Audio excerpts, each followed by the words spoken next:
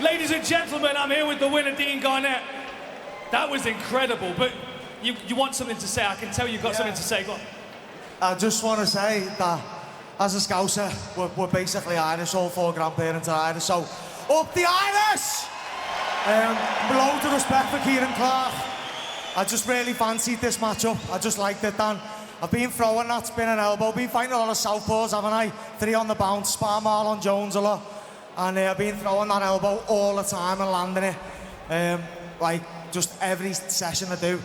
And as soon as he went southpaw, I went, oh my God, he's about to get elbowed. So, yeah, that's something I've landed maybe 100 times in the last 2 months. That was something actually that your coaches, as they were coming up the steps, they looked over and they said, we've been doing that in camp over and over again. Yeah, I've been, like, probably in some of them fights, being a little bit too worried about keeping tight, and I felt today I was trying to be more loose and reactive, and yeah, I just had a bit of a chip on my shoulder coming into this, you know, weren't happy about the final. And I really do want to fight in America against Sergio Pettis, Ruffian Stotts. Give me a yank next, and then get me right in that top 5, Dan. I've got 5 fights, then I'm retiring.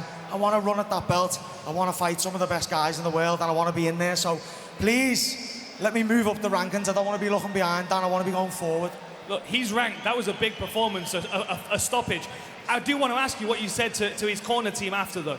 Yeah, I'm just a big fan of John Kavanagh, and when I was at, me and Liam were talking about maybe going over to SPG, and then the fight offer comes in and fight one of his guys, so I just said, you know, I'm planning to come and train with you guys, so it was just nice to chat to John, and again, just knowing Ciaran, I've thought we might bump into each other, followed him on the scene for a long time, and he's just one of them guys I respect, like, you know, obviously for me it's all about the fighting, doing the talking.